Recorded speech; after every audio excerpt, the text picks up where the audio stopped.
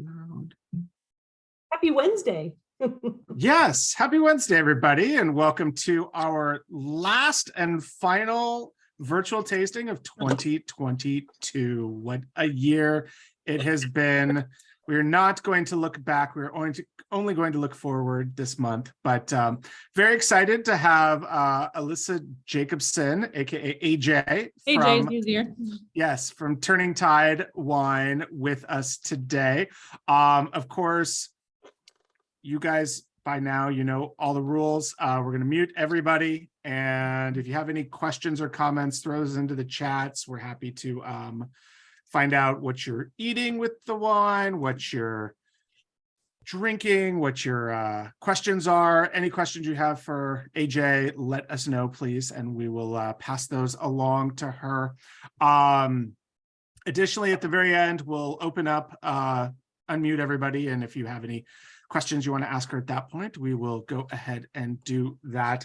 Couple of little housekeeping things. Keep an eye out next week for 2 emails that you're going to get from me. One will be our offer for our January winery, which is Etnire Wines from down in the Edna Valley area. Very exciting. We're going to be doing some mini verticals of Pinot Noir and Syrah. So all reds to start the new year off right, which should be a lot of fun. And then also keep an eye out. I'm going to be putting together a little survey for everybody who purchased a bundle of wine with us this year, just to find out, you know, your preferences moving forward for next year. You know, what type of wineries you want to see, what wines, if the virtual tasting works for you on Wednesday, if there's any changes you want to see made. We're always open to feedback here, and we love to hear your thoughts. So let us know, and please fill out that survey. It'll only take about 5 minutes when you get it, but it'll give us a lot of valuable feedback to make all of this better for all of you. Okay, with that being said, let me welcome our very special guest, AJ. And AJ, of course, we always start every tasting by asking you, what is the most memorable bottle of wine that you've ever opened? All right. Well, I actually went to winemaking school when I was 19. I went straight out of high school to UC Davis. So my background is more on the viticulture side and grape growing side, and I really got into it through the agricultural side. But that being said, over the years, I've really found myself, I would say, like, my favorite wines are vintage champagnes. I mean, vintage Krug. I've had so many great vintage Krugs that in so many different circumstances that are amazing. I've been over the winery and tasted over there. I feel like that's definitely close to my heart. And also, I was born in 78, and I've had a few 78 wines, which are pretty fun. I had that year was only good for really Napa, which is also kind of cool because I spent my entire kind of first 25 years of my career in the Napa area. I've only recently relocated to the Central Coast. So it's pretty fun that was kind of in my backyard. So I have a 78 Caymus that's right up behind me. That's just sort of like one of those fun birthday wines that you sort of treasure. Buried behind those vines behind you. Yeah, exactly. Nice. This is my Oregon Pinot Noir vineyard right behind me. Very nice. Yes. And I definitely want to get into, you are our first Oregon winemaker in terms of our first ever Oregon offering, which is very exciting. But oh, fun. Okay. Yeah, I mean, I'm intrigued by what you said, that you got started in winemaking from the agriculture and the grape growing side. So was that something that you did or your family did? And at what age did you know that, you know, grape growing winemaking was what you wanted to get into? I was really exposed to agriculture all around where I was growing up in the San Joaquin Valley, in the kind of Far East Bay area. And all around me was, people had grapevines that were planted in that Oakley area where there's sandy soil, and sandy soil helps, or I should say stops the transmitting of some of these like root louses in the what we call phylloxera. Yes. So you can have these really old vines in sandy soil. so I grew up kind of around that and seeing like, oh my God, that's so like these vines have so much history. They're over 100 years old, and they're in a vineyard right next to the, the Kmart kind of thing. But I also thought that was interesting because I felt like, wow, civilization is kind of really, pushing into our agricultural side of things. So I felt like it was really important to me to help with being involved with California agriculture, and kind of through that going to Davis and starting to realize like, wow, the grapevines, it's a really big industry in California. And the cool thing about it is you get to like turn it into something. So every year you get to take the grapes, and they don't just go off to be, blackberries, they turn into jam or something like that. Right. But in the grape growing world, it's cool because you get to turn it into something, and you get to hold that as like a time capsule every year in this bottle of wine. And everything that you do in the vineyard, depending on how you farm it, changes the taste of it. Do I want to pull leaves off around these vines, around the clusters to expose it to more sun?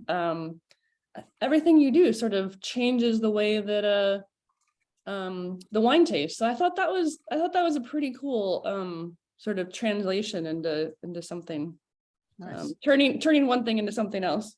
Yeah. Did your family have a background in agriculture, or like were you as a kid always putting things in flower pots and digging with a little rake and bucket or whatnot? We had a cherry orchard. Okay. And as a kid, I was picking cherries and selling cherries to, making your little, like, instead of the lemonade stand, I had a cherry stand. Sure. So yeah, you work with what you've got. Yep. That's what I had. Exactly. So then you decided to go to Davis. Was that specifically for, the enology program there, or was it more kind of broadly for the agricultural program there? No, it started out as more broad agricultural, and then transition my last couple of years into more of the winemaking side, as I got a little bit older and more interested in the wine side. While I was at Davis, I interned at 2 different sparkling wine houses, Korbel and Schramsberg. And because sparkling wine, you pick it earlier. And so I was able to do that during the summer, and then still harvest was done by the time I went back to school, by the time school started. So it was a good way to kind of do a harvest and still be able to be in school. Because normally your red grapes are being picked kind of in October, and that would be during your school session. Yeah. But that's kind of like where I started. I really loved Champagne and everything about that. And I loved how I think the wine industry is fun because people really try to be open and support each other and learn from each other. And that's a lot of what I do now in my, not that I have a lot of free time when you have your own business and you own vineyards. And I just rented a winery this year too. So I've been pretty busy, but I do, besides that, I still work with the universities quite a bit on research and getting research out to the industry. And I think it's pretty cool that everybody's open and sharing. It wasn't as, I remember the pre-med students were all, very worried about getting good grades, and all of us viticulture enology students kind of like, well, we'll let them worry about studying. We're going off to a wine tasting. Well, no, I love the community of it. It was fun. Yeah. And winemaking is basically pass fail. It's either, you get one shot a year, you get one final, and it's, did you make a good wine or did you make a bad wine? So that's it. No chance for extra credit, I guess. Yeah. I'm actually drinking a hot toddy tonight, guys, because I got whatever that thing is that's going around. Yes. It's a little nasty cold, but yeah, so I don't have my bottle of wine open tonight, but that's okay. I think, we're gonna make it up. We'll make it up for exactly. you. Yeah, we're we starting. Also know what your wines taste like. Right. Yeah. That's true. I tasted them once or twice. And yeah, we're starting with the white blend, the 2020 white blend from Santa Ynez that you made. I'm curious, when you said you're still assisting with research with the universities, what kind of research can you tell us, or is it top secret, like hush hush? No, I've been doing a lot of research with the 3 West Coast universities, so that's Oregon State, Washington State, and UC Davis, on smoke exposure. Oh, okay. it's 2017, and 2017 was a big year for trying to figure out smoke exposure in Napa and Sonoma. I worked at Joel Got Wines for 20 years. I was the VP of winemaking and vineyard operations at Joel Got Wines. And at that time I was up in Napa, and that was the first year where it was pretty devastating, and everybody was trying to figure out, what do you do? These fires came through the area in the middle of the night, and not only do we have to figure out how to keep our employees safe and ourselves safe, we have to figure out how to make wine out of grapes that had some smoke exposure. Mhm. So I've been working a lot with that, and helping the professors get money to do more research.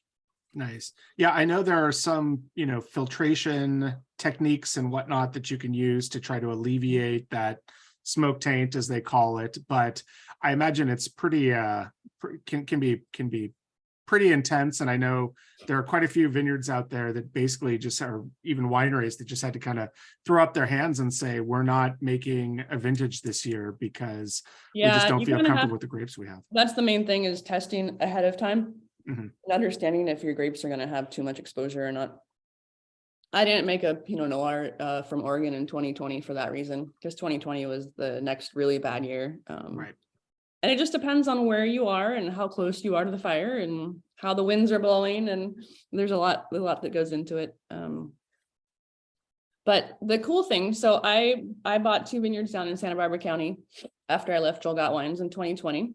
And started making wines from down there. And a lot of the reason that I was making wines from down there was we are a little less exposed to kind of the wildfire danger that we had up in the north coast. Knock on wood. So you evacuated, you escaped. Yep, exactly. So I moved to the Central Coast, and I bought a couple of vineyards in Santa Barbara County, in the Santa Ynez Valley. And Santa Ynez is also has a lot of good natural water supply. So there's a lot of water reserve down in the soil. So the vines can, find the water themselves down there and get as deep as they need to get down to the water. Yep. And then in the North Coast, it was getting harder to, some of the drought years were pretty challenging as well. So I felt like there was a lot of climate related challenges that seemed a little bit more open in Santa Barbara County. But also I feel like Santa Barbara County has a good balance between the fog and the warmth and the cool nights. It is starting to get warmer and warmer in Napa. And Santa Barbara County is still cool enough that I kind of feel like if Cabernet can just barely get ripe, that's like the best place you want to be. And Happy Canyon, Santa Barbara County is one of the areas that I feel like, it just like barely gets ripe at the very end of harvest. And that's when you get these very subtle flavors. And I feel like that's the kind of wine styles that I like. A little bit lower in alcohol and a little bit more, I call it balanced, but balanced is lower in alcohol, a little bit more acid than I would see from up north, for example. And really those end up being great food friendly wines when they're more balanced.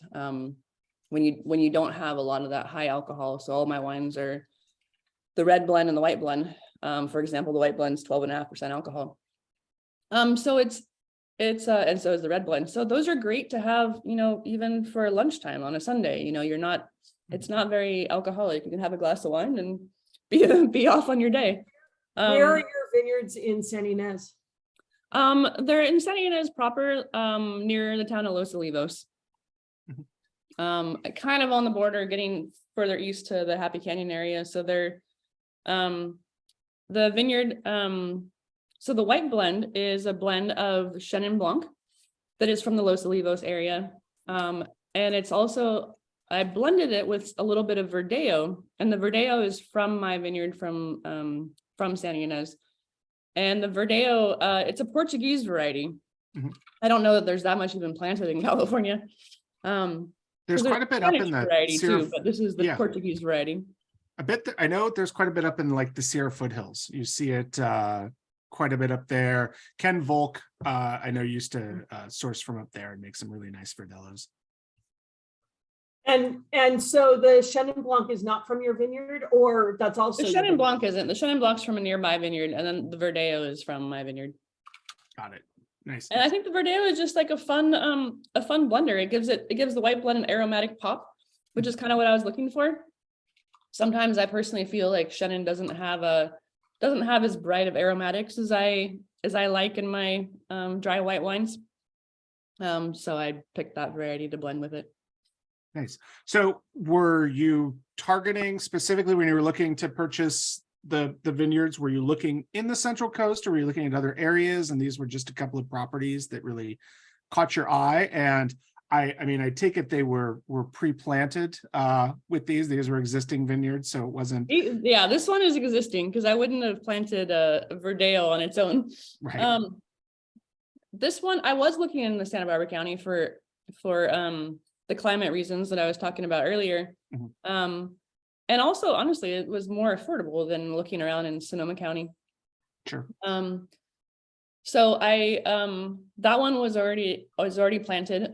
My red blend is 100% from that vineyard as well. So it's Mourvedre and Grenache from that vineyard. And I call that vineyard Mora. It's on Mora Avenue. Not very creative, I know, but you'll come up with a better name. Some inspiration will strike. Yes. And then the other vineyard I purchased is around the corner, and I planted that vineyard. And that vineyard is Sauvignon Blanc that is organically farmed. And the organic part of it, if you want to convert a vineyard to organic, it takes 3 years to convert. But if you plant it directly and just sort of prove that it, was sitting fallow, you can start with your organic certification right away. Oh, And it was totally fallow, or had it been a vineyard before? It was fallow. okay. Yeah, Nice. so I did make a made with organic Sauvignon Blanc and made with organic grapes Cabernet that I made exclusively for Whole Foods. And, retailers like that are really looking for, all of my wines are either sustainably farmed or organically farmed.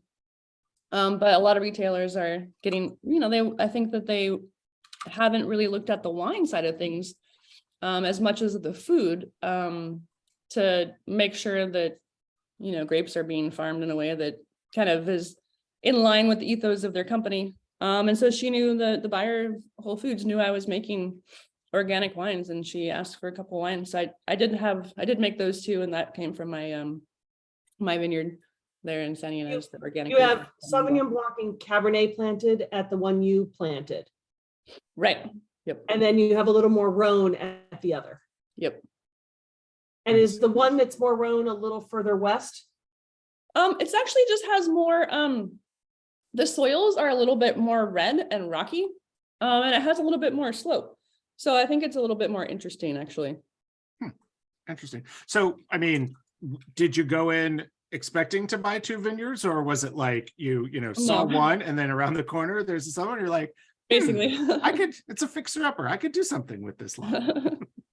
Yeah, this is, I can share a picture of my, the Yeah. vineyard where the Verdelho comes from.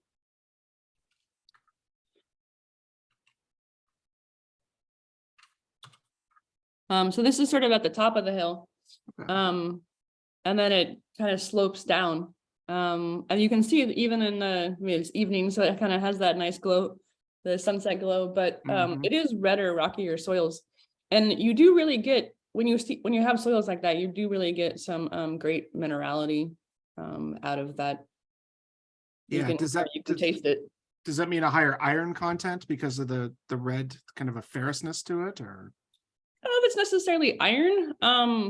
I think it's a combination of things. It's a combination of, flavors. I haven't done any analysis on it like that, but you can definitely taste the grit of it in a good way.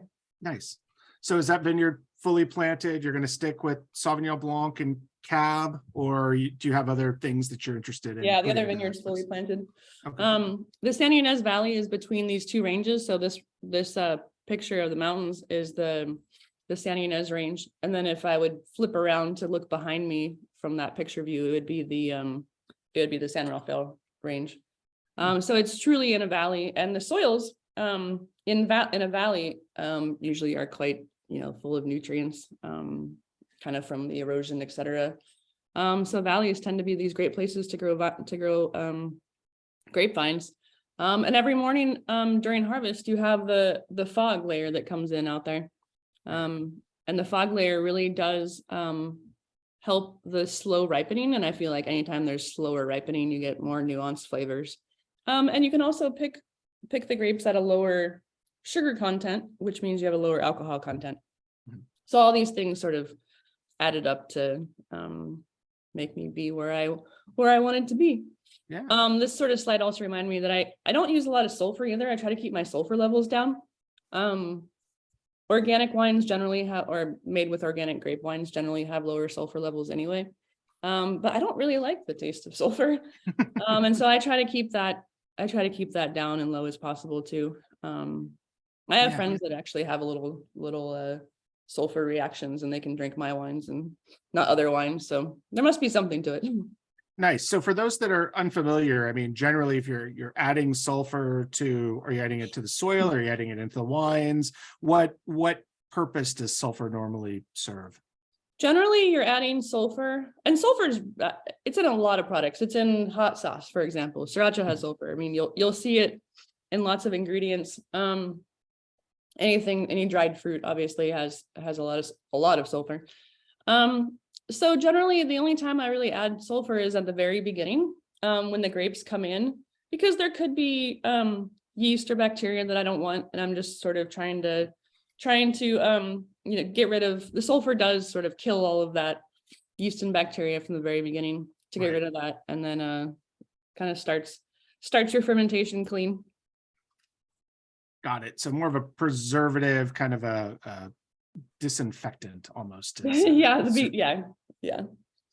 Interesting. Getting rid of any bacteria that was in there. Yeah.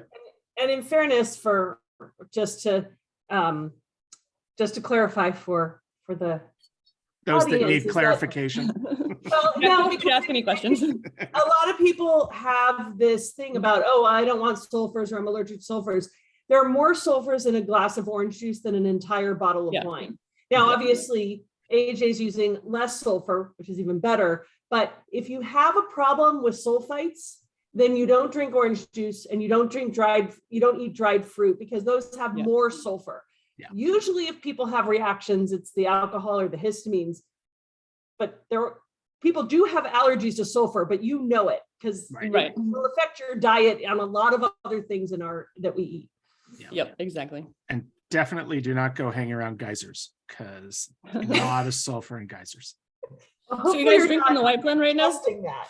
Yes. So we're enjoying the white blend. So take us through this. So you've got, a 66% Chenin, 34% Verdelho, sourcing from your own vineyard, the Verdelho, the Chenin from another. When those grapes are coming in, what's happening? Are you're pressing them off right away? Are you putting them in stainless steel? Are you using neutral oak on these? How are you producing these wines? That vintage, I pressed it off. I actually pressed them together at the same time. I picked it on the same day and pressed them together. I feel like the earlier that you blend, the more integrated things are. Mm-hmm. This year, I wasn't able to pick them at the same time because the Chenin Blanc was taking forever to get ripe. So I had to pick the Verdelho earlier, which is kind of fun. Every year is going to be a little bit different, and I could end up, really liking that style too. But in 2020, I did pick it together. Nice. And then are you doing stainless steel with these? Oh yeah. It's all stainless steel. Yeah. Got it. And then, how are you aging it in stainless? Are you putting it directly in a bottle and aging it that way? Yeah, it gets bottled, about 6 months after harvest, and then a little bit of age on it in the bottle really brings out some more aromatics, and you kind of are where you are right now with that one. I think that one's showing great. It's still showing super fresh. That's part of why I put the screw cap on it.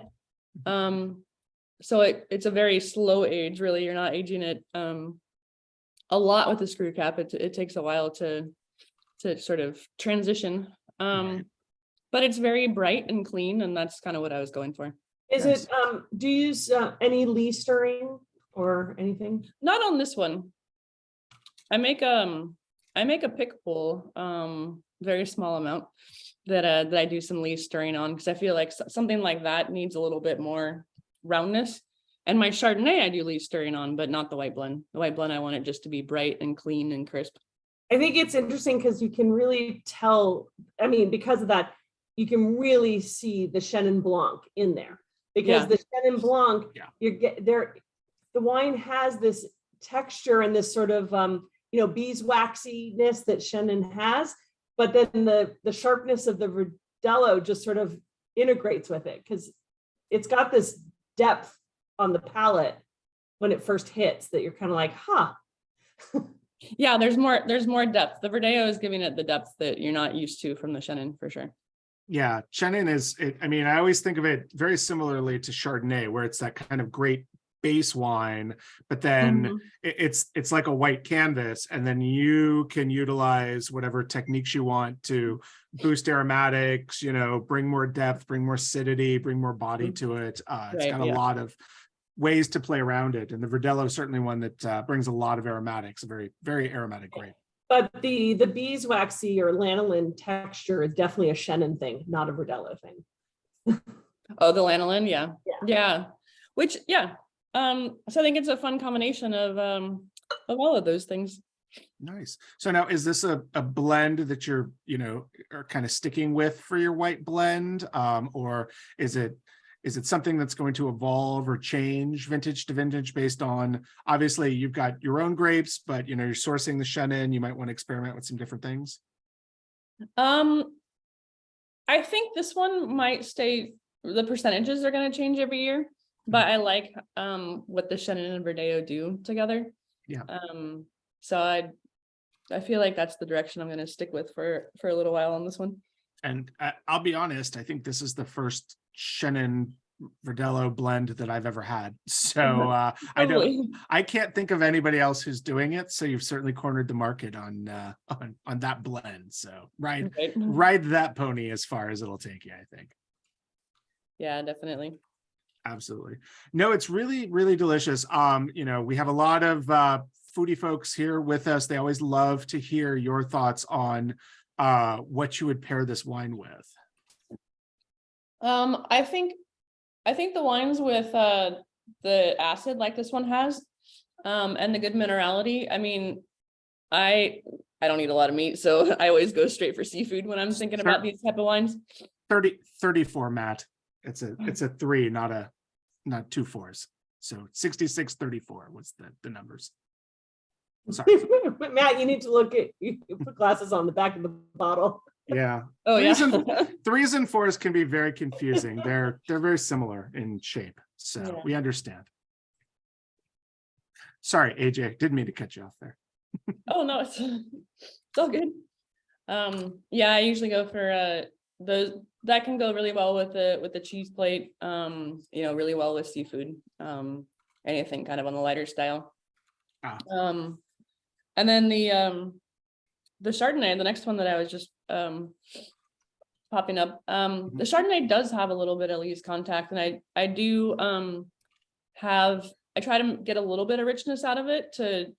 The white blend is going to be your more steel austere type of a style wine, and then the Chardonnay, there's still plenty of acid in the Chardonnay. Santa Rita Hills, this is on the really close to Lompoc, kind of out on in very coastal, cool area. It ripens super late. It takes a long time to get ripe, so it really creates a lot of dense flavor. And this is 100% organically farmed. I buy it from a vineyard that was organic, that's been organically farmed for a long time.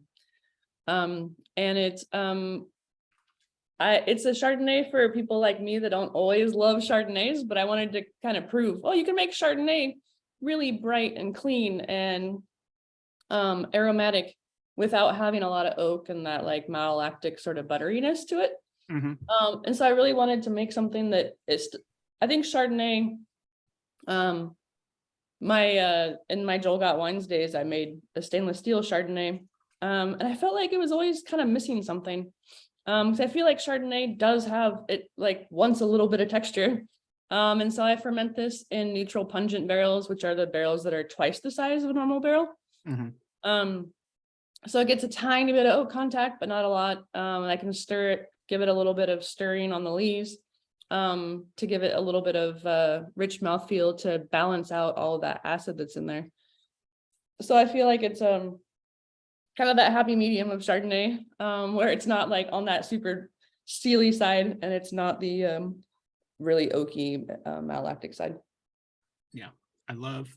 By the way, this is like that old Facebook meme, like, is the label white or is it blue? What color are you seeing on the label? No, this is really, really nice. And yeah, obviously it's Santa Rita Hills because of the coolness, the fact that it gets fog from both the west and the south, because of its unique location. Really great for growing cool weather grapes like Chardonnay and Pinot Noir as well. So you mentioned earlier, your love for Chardonnay, and you from Davis, you interned at some champagne houses, sparkling houses, Corbel and Schramsberg up there. So, did you want to get into sparkling, or what was, you graduated, and then what was kind of your next evolution? Did you go straight to Joel Gott from there, or were there any other stops? I worked at Joseph Phelps for a couple years, and I went down to Australia and did a harvest down there as well. Really, Australia was just to go travel and see the Great Barrier Reef, but Joseph Phelps was kind of my first foray into red winemaking, and that's kind of where I got my love for it. They made this Rhone blend called Les Mistral, and that's kind of where I got my love for the Rhone. So my red blend is a Grenache Mourvedre blend, and that really came from my time at Joel Got Wines at Joseph Phelps, working with those varieties for the first time, and seeing how like fun and different they were.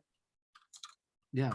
I know Joseph Phelps for the Insignia wine, which is kind of their flagship, but I didn't realize that they work with Rhone varietals up there. That's interesting. Yeah, they had Rhone varietals in the Central Coast, and they brought them all the way up to Napa. They had a vineyard in Monterey area, and they also used to have the Freestone vineyard and do Pinot and Chard. Yeah, on the coast. Yeah, that makes sense. So was when you decided to start Turning Tide, what was your mission goal? Was it just to work with grapes you like, or did you know, like, I want to work with Chard, I want to work with Pinot, this is kind of my master plan? I wanted to work with vineyards that I felt like were farmed in an organic or sustainable way. And I started out with the Oregon Pinot. Actually, that was my first one.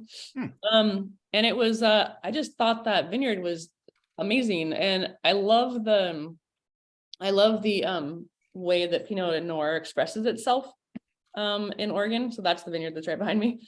Yes. And it was being farmed in an organic way, and I thought, like, wow, so it was a vineyard that I had stumbled upon during my Joel Got Wines days, but it was going into the giant blend, and I felt like, no, this vineyard's too good to be going into a blend. Like, I need to showcase it. So, and then everything with Turning Tide needs to have sort of an ocean climate, which could be, so in Oregon, there's the Willamette Valley, and specifically the place where I get my Oregon Pinot from, Eola-Amity is the name of the AVA. There's the break in the mountains that allows the ocean winds to come in, and that AVA specifically, and some other ones around it, get these like really cool afternoon winds, and the winds actually help create the flavor, because the winds make the skins a little bit thicker. They kind of react to the winds, and so I sort of saw that and realized, everything that I want to make is going to be ocean influenced somehow. So that sort of brought me to, well, where do I make Chardonnay to kind of pair with my Pinot? Well, Santa Rita Hills seemed like the perfect place to do it. There's some great Sonoma Coast Chardonnays too that I've gotten to play around with over my winemaking years, but I really felt like Santa Rita Hills is the place where you can really grow some good organic wines as well. Those winds really do help with disease pressure too. And that's one of the problems that organic farming has. They can't use as harsh of chemicals, which means you sort of have to rely on farming in an area that's conducive for the farming that you want to do. And the winds really do help. The Chardonnay is from the top of a hill in the Santa Rita Hills. So it gets a lot of wind. The disease pressure is really low there, so they barely have to spray. So it was a lot of those kind of factors that made me sort of kind of hone in on the places and vineyards that I wanted to work with. Yeah, I imagine though, being that exposed, it makes canopy management more of a challenge, because obviously you're getting your canopy blown on a constant basis, and you either have to really thin it out or try to make it heavy so that it shields the grapes. And then I suspect you also get smaller bunches there, simply in the same way that the skins firm up. I imagine the bunches stay as close as possible, which could lead to mildew and Hey, you've done this before. I know a few things about wine. I'm a professional drunk. What can I say? Yeah, the smaller clusters also make your because the wind's going to blow off some of those flowers when the grapes are actually flowering. And so you generally have clusters that are smaller, and that means you have more concentration generally. Interesting. So was it always your intention to kind of go with the neutral puncheons, or was that something that when you were picking out this vineyard and tasted the grapes, you figured this was the style that these grapes needed to be produced in? Yeah, I feel like it all kind of collided once I found the vineyard. And it can, anything that's too oaky really has it overpowers the nuances of the actual fruit. So I felt like, I felt like when I found the vineyard, that the vineyard sort of showed me what wine style I wanted, and I made the wine from there. Yeah, no, it's really delicious. We should point out that Matt and Carrie, our resident foodies de cuisine, had scallops with garlic butter for the white blend. Nice. Which also paired well with the Chardonnay, but for the Chardonnay they had an arugula salad with shaved Parmesan, hazelnuts to pair with the Chardonnay, which was fun. Yeah, quite delicious. I'm hungry now. Yeah, we have a habit of doing that during these virtual tastings. We've mentioned a lot of food to make people hungry. And according to Matt, the slide that you had up said 44 Chenin. So you may want to take a look at that. And I'll look back at that one. fix your typo if it's there. I don't know. Yeah, exactly. Yeah, these things happen. It's all These good. things happen. Awesome. Nice. So I'm curious about, you were at Joseph Phelps. So how did you transition from Joseph Phelps to Joel God? Because again, two like really well-known, esteemed names in winemaking. So how did you transition between those two positions? The winemaker that was at the winemaker that was at Joseph Phelps at the time actually was Sarah Gott, so Joel's wife. And Joel used to come over to the winery during harvest. He has those restaurants called Gott's Roadside now. But at the time he was doing more catering. And so he used to come over to the winery and cater for us for like harvest lunches and things like that. So I got to know him there. And he was always catering with burgers, but I was like the girl that didn't eat red meat. So he always remembered like, oh, I got to bring the fish for the girl.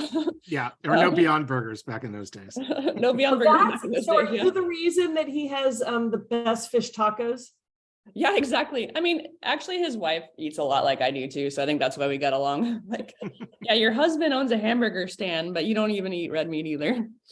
But yeah, we the fish tacos, yeah, of course. Those are always my go-to there for sure. Nice. So basically, Joel, I mean, was it something that Joel had always wanted to do? What was like, because I know reading your biography, spoiler alert, you were, one of the first hires that he brought over with him when he. Oh, when he I was, launched I it. was the first hire. We'd only been making he was making about 1,000 cases when I got hired on. So it was pretty small still. But they hired me because they were expecting their first baby. So they needed some help. So yeah, I was the very first hire, and then I went on to where it was now, big Costco stacks, of course, that not 1,000 cases anymore. No, add a couple of zeros. Yeah. Kerry Gott is his father, right? Terry's his father, yeah. Yeah. So I mean, he comes from a slight pedigree He of came wine. from winemaking, yeah. Or I should say a winemaking background.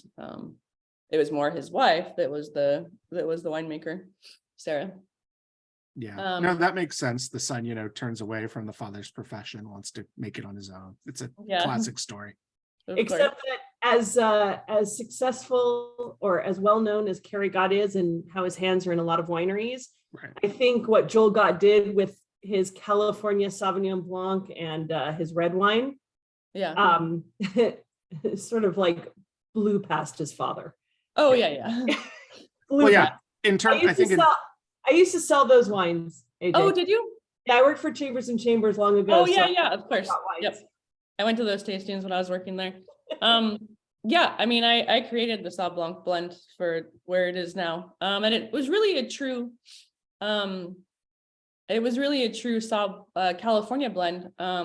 I started finding wines in the grapes in the Central Coast that I really liked. And I got Joel Gott wines to kind of come further south. The grapes in Napa and Sonoma are just too expensive, and it wasn't gonna fit in the price of what Joel wanted to do. But also I just think the value and the quality is better in the Central Coast. So I started buying a lot of grapes in the Monterey area. And when I was at Joel Gott Wines, that's really where I traveled all over the world and all over California, Oregon, and Washington. And I really decided, Santa Ynez Valley, this is where I want to be. I went everywhere. I really felt like this is the place to make wine. And then of course, Pinot from Oregon. I love Pinot from Oregon. I feel like it's just complex and nuanced and super interesting. So that's kind of how I got to both of those spots. Yeah, and I definitely want to talk to you about, how you discovered Oregon and whatnot. But before that, we are going to talk about your red blend, which again comes from your estate vineyard, which I figured, or this is all estate fruit. I mean, technically it is estate. So you should put estate on the back so it sounds fancy. You could charge an extra $5 for it, a bottle. Sure. But Rhone was something that, it sounds like you had a predilection for Rhones, and then this vineyard was pre-planted, so it was something that you were comfortable working with. Yeah, and there was a lot of Italian varieties and lots of stuff on this vineyard that I bought, but I really just like the flavor of the Rhones. I went through and tasted all the grapes of everything that was out there, and I felt like this is going to showcase the best from that spot. And it's a field blend, so I pick the Mourvedre and the Grenache at the same time, ferment it together at the same time. So the percentages are going to be a little bit different every year depending on what the grapes produce, what the vines produce.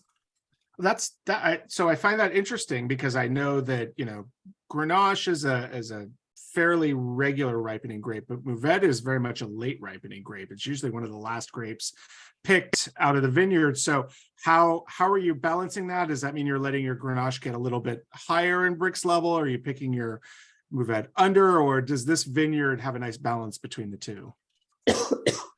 I think this region is definitely cooler. In a warmer region, the Grenache could speed ahead, but I just sort of make sure that everything is balanced out there.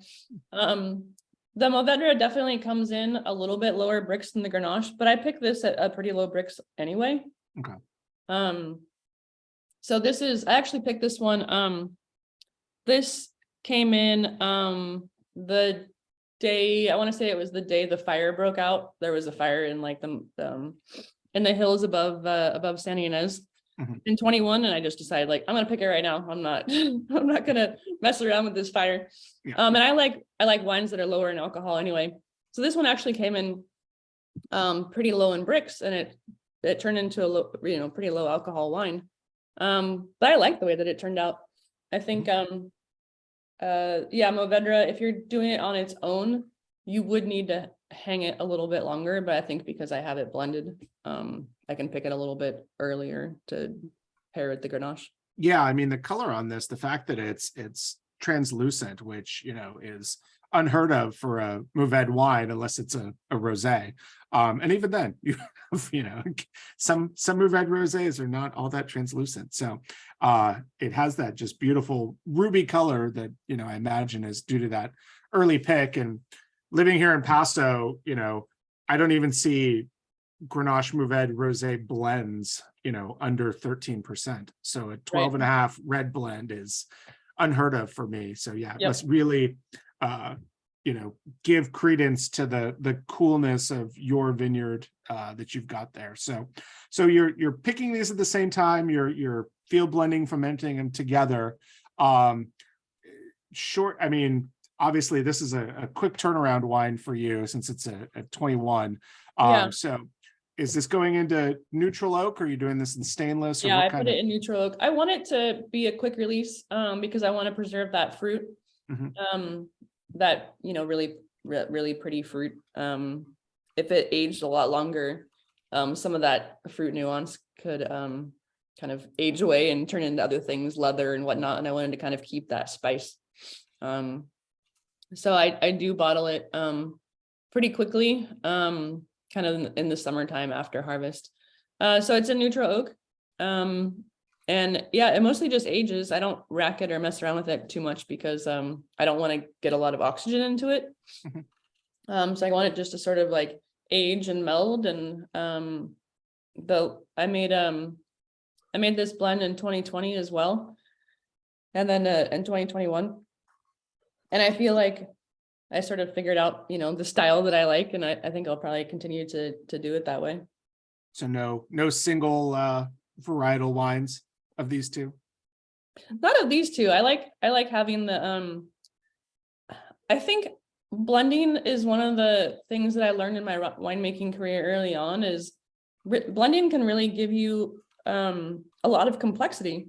If you just had Grenache, it can be a little bit more singular. That's not a bad thing either. It can be really fun, but I like the fun of blending. I think that's just part of what keeps me excited, I guess. Yeah. Like what are the options?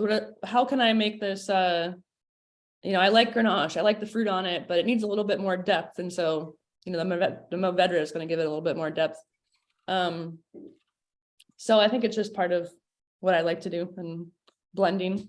Joseph Phelps insignia, that's, it's a blend. And then a lot of what I did at Joel Got Wines was the fun in blending. So I think that's just sort of part of my background too.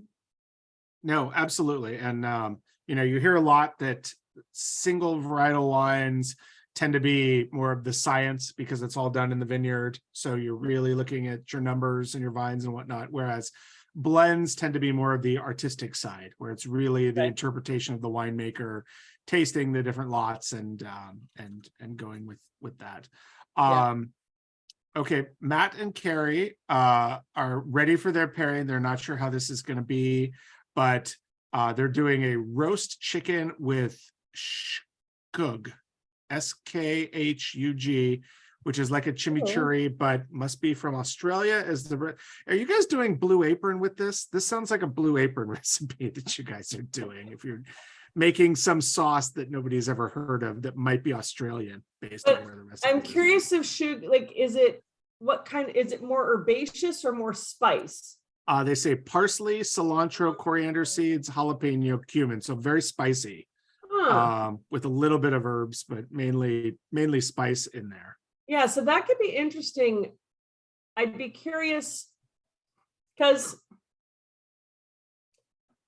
This is not an herbaceous wine, so you're not going to pull out the herbs, but I wonder how the spice kind of works with the spice of the food. Yeah.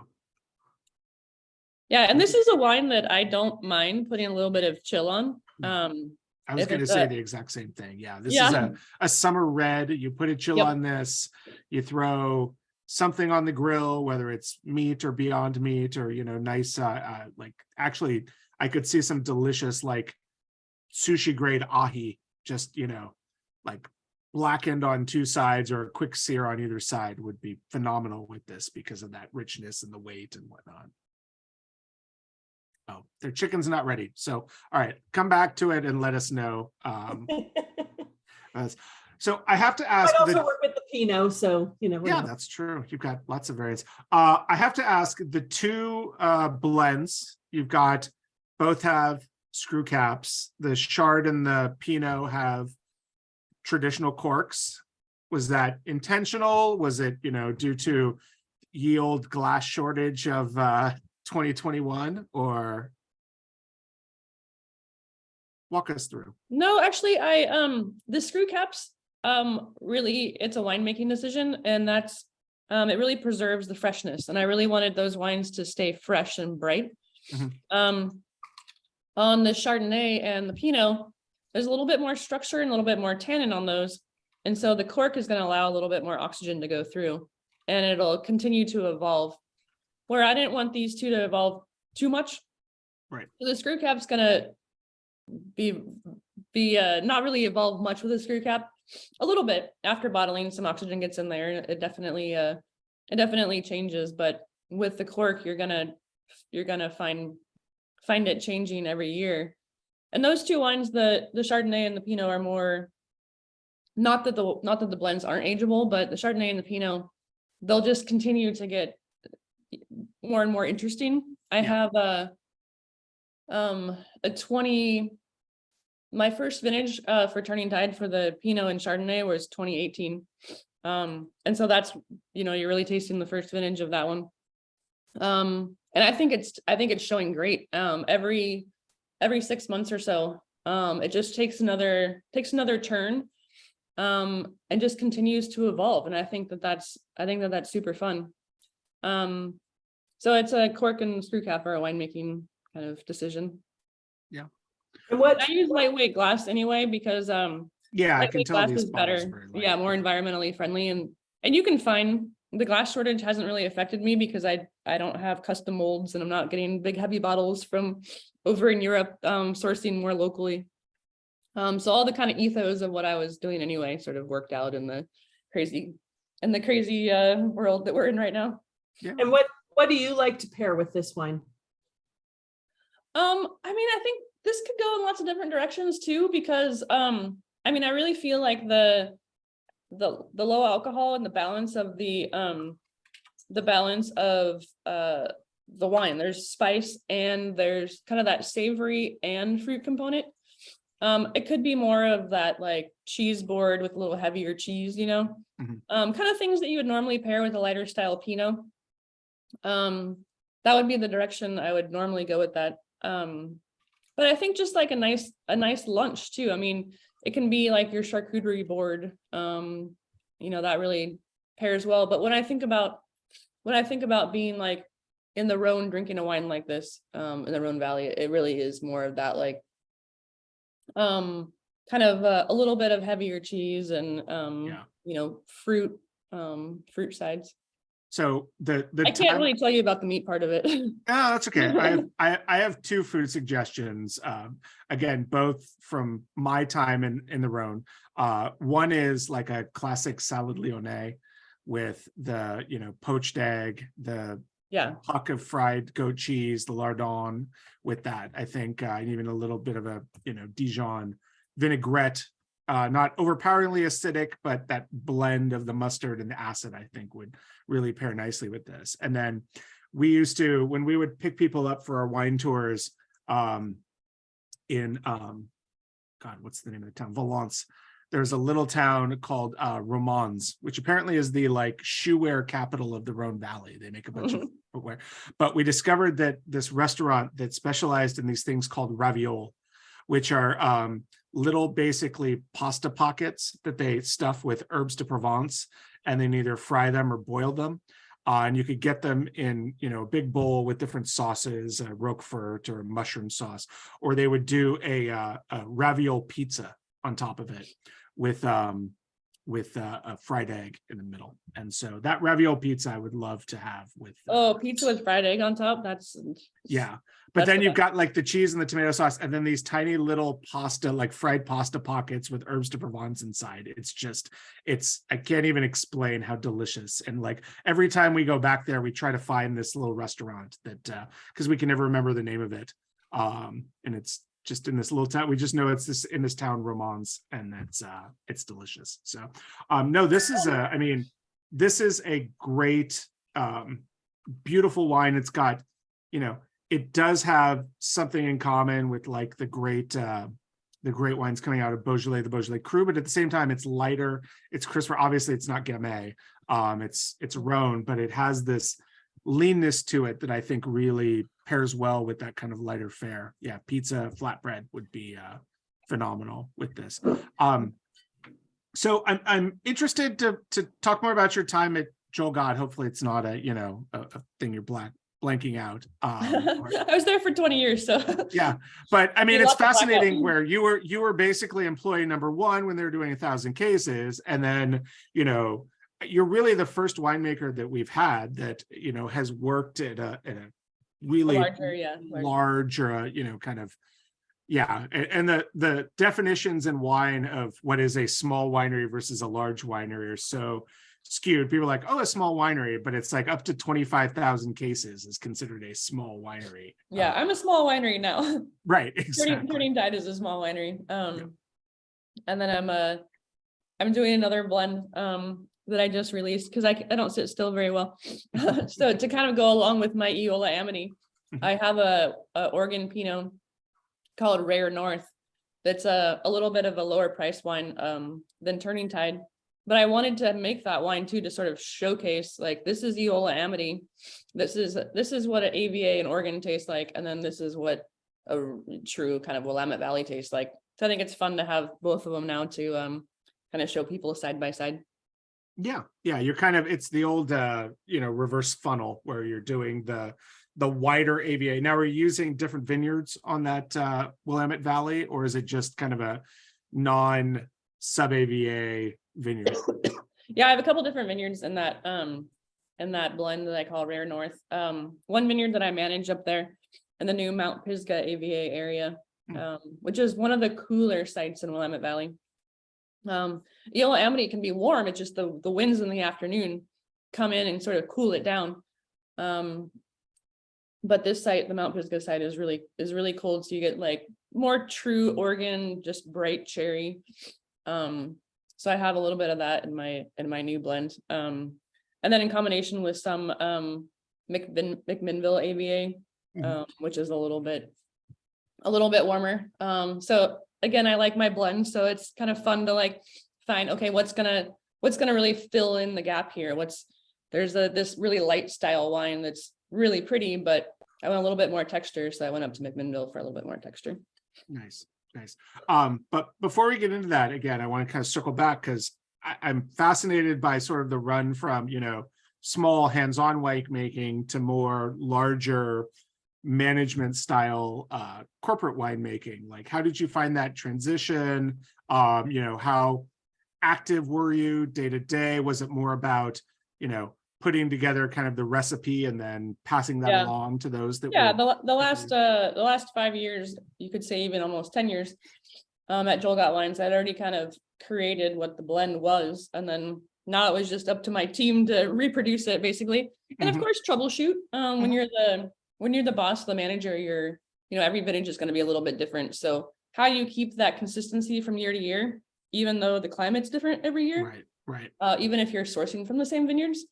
So I'd help my team sort of figure out some of those nuances. But yeah, the last 5 years was definitely more, I don't even know if I saw a grape. It was more management. So it's really nice to get back into circle back into the passion project side of things and be a lot closer to the wines. I just rented with my vineyard partners a winery down in Santa Ynez this last year. Yeah, so you mentioned that. I had to get really back into the day-to-day of that winemaking, which I hadn't done in a long time. So I was trying to think, what's the calculation again for this? And it's been a long time since I was that day-to-day winemaker. But Wait, I've got to move this fun. hose from there to there. Yep, yep, exactly.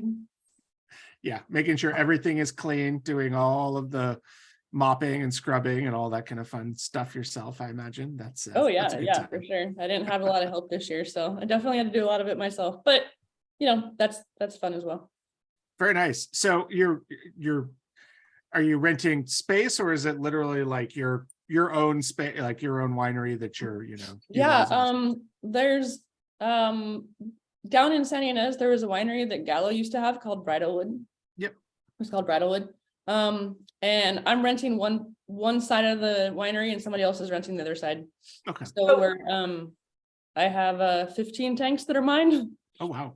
Is Steve Clifton still there, or did he move? Yeah, he's over? the other one that's renting the other side, yeah. But he's still at Bridalwood making Yeah, wine? yep. Okay, yeah. Yeah, It's we have different buildings. It's a big property. It's a big property, yeah. I didn't need that whole thing myself, that's for sure. But hey, you take what life deals with you, and you take what you can get. So that's very cool. Nice.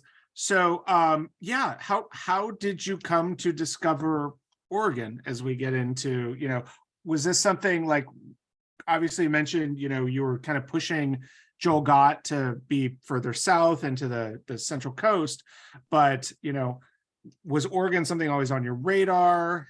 Was there a wine or a winery that you always looked at as kind of a North Star up there? How did you get involved with Oregon? I mean, I like the Oregon Pinots. I like what Pinot Noir was up there versus what I was trying to make in California. I felt like I was trying to make California Pinot into Oregon Pinot. When I started tasting wines up there, I'm like, well, this is what Pinot, for me, I felt like, wow, this is so interesting. And it really was what I felt like Pinot could be, with a little bit more depth, but just, you could pick it. I mean, everybody up there picks pretty early, and it went along with the style of the wines I was doing. It just sort of made sense. People up there farm in a different sort of ethos for the most part too. Most people are pretty sustainable the way that they farm up there as well. When I was at Joel Gott Wines, we made Washington wines and Oregon wines. Okay. And I started making Oregon wines because I liked Oregon Pinot Gris as well. So I sort of migrated south from Washington to start getting Pinot Gris from Oregon, and then realized, wait, the Pinot Noir is even more spectacular. Nice. So what is the process for, making wine from Oregon? Are you obviously, it's the same harvest and whatnot, but are you making the wine up there and having it bottled and then shipping it down, or are you shipping the grapes down to your facility? No, I mean, it stays up there. I feel like you gotta support your community that you're working within. I bought a house up there. I manage a vineyard up there. I'm in the community up there.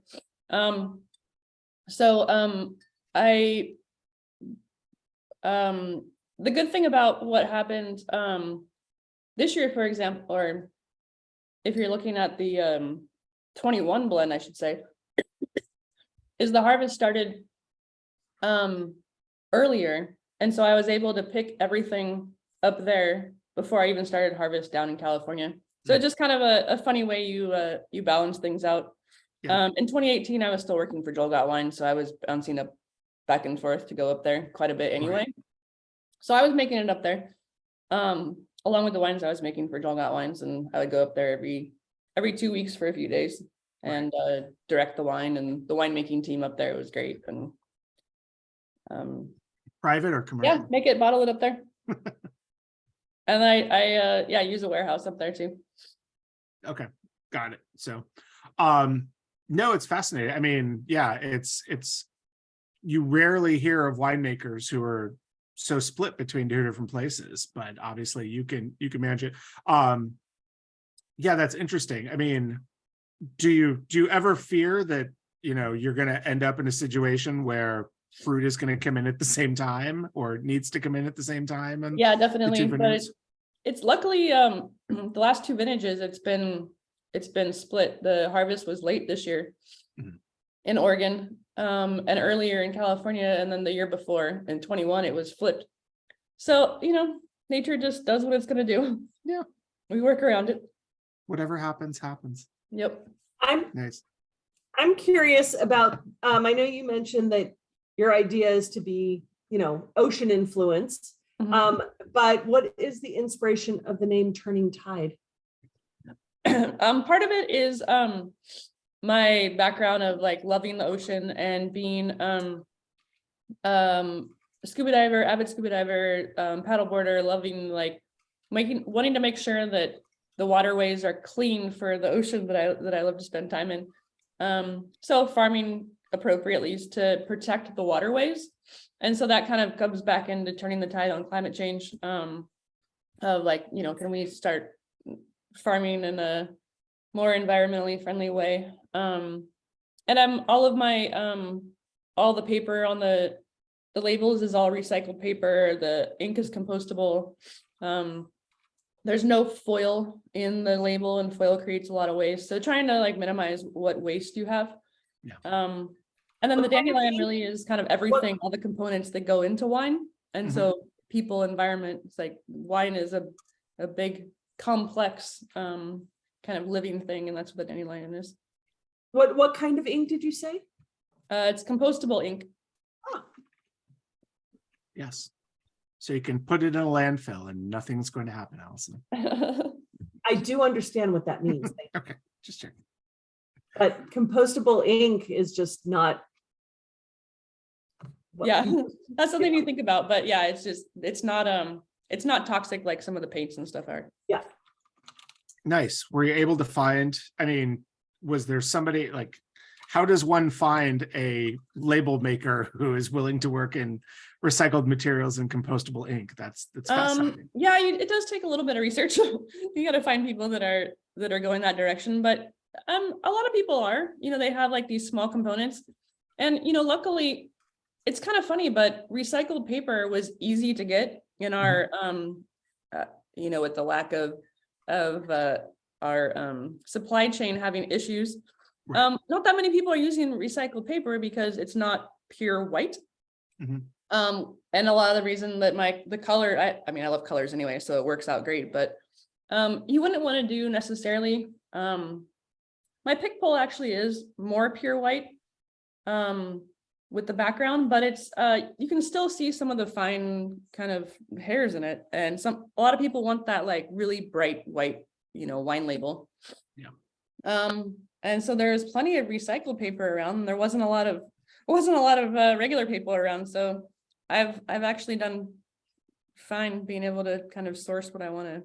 Nice, and you've got almost a little like, and I don't know if that's the paper or the way it's printed, but you have almost a little bit of a embossed, kind of a raised logo feel on it, which is really nice. Yeah, and also the image on it. Is there a story behind that? It's kind of just adventure girl, kind of like how I am with traveling all around the world, and my camping all along the coast in my Airstream, and traveling around the world scuba diving. Nice. No, it's a beautiful imagery, and obviously it paints a picture and allows the wine drinker to think, to sort of branch off into 1,000 stories of who this woman is and where she's going and whatnot. We did have a question. Somebody wanted to mention, since you mentioned the Sauvignon Blanc and the Cab are sold at Whole Foods, how were you able to get into those? Did you have to cozy up to Jeff Bezos to make that happen? No, the buyer of Whole Foods is really looking for more wines that are made with organic grapes. And a lot of their other products have that, but they still sell a lot of conventional wine. And so we were introduced, and she asked me to make wines for her. So I think my passion ended up being kind of a niche in some of those specialty markets. because I believe in making wines that way anyway. Nice. We didn't really talk about the production of the Pinot. This is obviously your older wine. This is a 2018 compared to the 20s and 21s of the others. Is this one that you're aging a little bit more in oak, or what's the process of production for this? Oregon Pinot tends to need a lot of, it's the one I'm going to age the longest in barrel, because it does have a lot of tannin in it. So it does get a little bit more new oak, and it gets a longer age time, just to sort of mellow out those tannins. I just released the 2019, but I think the 2018 is, when wines just get released, they're maybe not quite as interesting. I think the 2018 is really complex right now. Yeah, it's showing some really take nice, a little bit longer to come around. Yeah, it's showing some really nice depth to it and some more intensity and more spice, which I really like. So it's I like the mouthfeel. Yeah, it's got a nice, the acidity just kind of balances in the mid palate, some nice soft tannins, like really tasty Pinot. Yeah. And what are, in terms of your production, what are the size of these lots that you're doing for these wines that we've got here today? They're not very big. The Oregon Pinot is the smallest one I do. I think I only have 3 barrels worth of the 21 aging right now. No geez. So those are the Pinot and the Chardonnay are the smallest. The white blend and red blend I can make a little bit bigger in stainless steel tanks. So those are a little bit bigger. I think each one of those, depending on the vintage, I think I was around 200 cases, 300 cases. I'm gonna go up to 500 this year. Oh wow, nice, awesome. So what does the future hold for you? Are you going to kind of keep the grapes in your vineyard that you've got? Is there anything you're looking to plant? Obviously you mentioned the pick pool. You were nice enough to give me, a bottle of your rosé that you did and your Syrah. I have tasted through all 3 of them. They're all fantastic. Very, very nice. What's the next act? What's the next evolution for Turning Tide or for AJ? So Turning Tide is really, I'm really going to focus more on the organically farmed. My Chardonnay will probably be certified organic. I got my winery down in Santa Ynez. I got it certified organic, so now I can produce nice made with organic wines there too. So I can just put it on the label. It'll be the same as it was before. It just means I can actually like write it on the label now. So I'm working closer with that. The pick pool was just like a fun, I made it again this year, but for 22, but 21, the pick pool was one of those. It was just, I liked the fruit. I didn't know what I was going to do with it, but the wine turned out great. And so I put it in the bottle and super happy with it. So I'm making it again this year. And then I'm doing some more like more value brands to kind of get people like into wine more. The Turning Tide are always going to be my kind of organic passion project. And then I have a wine called AJ, and then the Rare North wine that I was talking about. Right. The AJ is a California representation of Cabernet, and then the Rare North is the Oregon Pinot Noir. Because I want people to start learning about wine and getting into it, and those are more like kind of introductory wines. And then my top tier is the revealed wines that I think I sent to you. Yes. Which are more like an artist series. And those are really fun, super small wines. The Syrah comes from right behind Bridlewood, so right in the vineyard that's on the winery property. So those are just like fun cherries to have around. So I'm always going to be playing around, and I can tell you that's all I'm doing this year, but I'd probably lie because something else will pop up and I'll do something else. What's the other label? Revealed. It's all on my website. So Revealed is sort of my super small lots that I'm doing. And it says Revealed by, is it Sean Best that was on? Yeah, there, he's my partner in that project. That he did the artist. He did he was the artist, so he did the labels on that project. So it's sort of like revealed like our artistic and winemaking skills on that. So those are my fun. I still get to play around with small lots.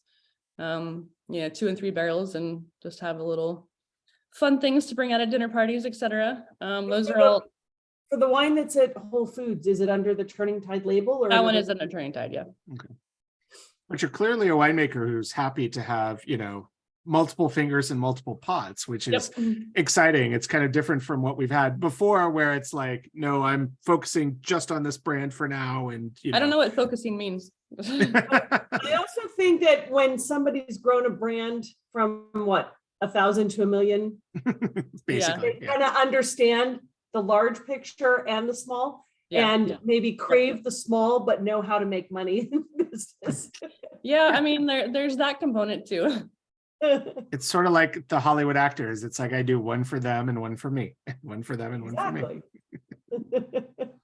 Nice. Well, it's exciting. And yeah, I mean, you're the first winemaker that we have had on that I think is talking about, doing value sort of accessible brands to introduce people to wine, which it's so needed and so exciting. And Stacy did want to know about your rosé. Is it on the drier, sweeter side? I can vouch it's got nice fruit, but it's definitely on the drier side. It is a dry rosé. Yeah, I don't do, none of my wines have sugar in them. And that's something that I feel strongly about, because a lot of, on the value side of wines, there can be a lot of wines that have sugar in it. And I don't want that, a lot of people are kind of watching what they're eating, etc. And I don't want to have sneaky sugar in the wines. But besides that, I think I prefer it being dry as well. Yeah. So yeah, the revealed rosé is dry from a vineyard up in Arroyo Seco. Yeah, it is quite delicious, Stacy, and definitely on the drier side. So I can vouch for it and highly recommend it. Very cool. Well, I know you're battling your throat, so we'll let you go. But before we do, if folks want to find out more about everything you're doing with Turning Tide, with Revealed, with True North, if they want to do a tasting with you, join your wine club, buy more bottles, what is the best way for them to get in touch with you or find out more? On the website, so Turning Tide Wines. Nice. And that you can buy all the wines there, and reach out to me on there as well. If anybody's ever in the Santa Ynez area, since you guys are all special now, since we hung out and tasted and ate dinner together. Yes. Yeah, let me know if you're ever in the area, and I'm happy to show you the winery. And the beef bourguignon is what Matt and Carrie ultimately paired with the Pinot. And how was that? We're getting a Home Alone Macaulay Culkin, oh my God, out of that. So that good. Nice. They're still waiting on the chicken. So eventually they're doing like 9 courses tonight. It's kind of awesome. That's amazing. What a good night. Yeah. Yeah. Well, once a month they get to celebrate with us, which is really nice. So thank you guys for doing that. Awesome. Yeah, if anybody wants to unmute themselves, if you don't mind sticking around for just a couple of minutes, I know again your throats, but if anybody has any questions for AJ, speak now or forever hold your peace, or you can always email her at Alisa, ALISA at turningtidewines.com. Yeah, and on the website it's wave@turningtidewines.com. Sorry, I did not mean to ruin your the secret email. It's just maybe easier to remember how to spell than my name. True, it's true. No, I don't have any other questions. It was just, the wine was fantastic, and thank you for sharing all this, and your story is incredible. I love like the red blend. I was just thinking you could sit outside, at a picnic all day, or have like, grilled pizzas, or anything can go with that. It's so versatile, but so light, but a lot of depth and complexity and nuances. It was really, all the wines were great, but that one just really stuck out. The Pinot was incredible, but that red blend is so unique. Thank you. Yeah, it's fun when it comes together, and like what I envisioned kind of came together. But that's exactly what I wanted, something that was on the lighter style, that was sort of easy kind of picnic wine, but also enough kind of depth to make it interesting. I have a question on the Chardonnay. I'm not a big Chardonnay person, but I actually really like this Chardonnay. So what kind of barrels and how long? Maybe you answered this and I was chewing, so I didn't hear. No worries. But yeah, what kind of barrels and how long were they? I'm the same. I'm not a big Chardonnay fan either, but so I made Chardonnay in a way that I felt like I wanted to highlight what Chardonnay could be. So I used neutral pungent barrels, which are the barrels that are twice the size of a normal barrel. So Yeah, it's that's even 60 less sort of- gallons, right? Is that? so these are 110 gallons, yeah. Oh, wow. Okay. So they're large barrels and they're neutral, so they don't really have a lot of oak characteristic on them, but there's enough to kind of give it a little bit of weight. Yeah. Interesting. Awesome. Very cool. Well, AJ, this was awesome. Thank you so Thank much. You were a great way to cap off 2022 for us. That's and right. Yes. And start excited for 23 and everything Yeah. that's going to come. We are too, and hopefully you all will join us for 2023, where we have Etnire wines from Edna Valley and I think Santa Ynez, but I think primarily Edna Valley area. So some really cool weather, Pinot and Syrah. And what's cool is we're going to be doing 2 different vintages of each of those wines, so you'll be able to compare and contrast each of them. But I met Ethan at the Garage East Festival a couple of years ago. He was at this past Garage East Festival. Really, really cool guy. Very interesting story behind him. Their own estate vineyard that they're working with these grapes, and should be a lot of fun. So hopefully everybody can join us. Keep an eye out for the email for that. Yeah, And- watch out, because Chris and I have been busy at work. We already have 2023 filled and half of 2024 filled. Whoa. We do. We are booked out well in advance. So this club is not going anywhere, damn it. So stick around, and we have some really fun stuff. We're getting up into Napa, even more into Napa and Sonoma. We're doing our first Amador winery, which is kind of exciting. Still getting down into Santa Barbara, obviously going to be focusing on some Paso wineries. Lots of fun stuff coming up. So we're excited for it. Thank you again. Larry and Sandy say, love your whites. The Chardonnay had just the right oak. I and know. white Thank you so blend. much. Fab. So awesome. People are loving it. Thank you all for joining us, and we will hopefully see you in 2023. Thank you, Right. AJ, Thanks, for being everybody. here. Thank you. Nice to meet everyone. All Yeah, right. Thank you, Happy AJ. They're delicious. Thank you so much. Thank you. All right, Good feel better night. soon. Thank you. All You can right. stop recording.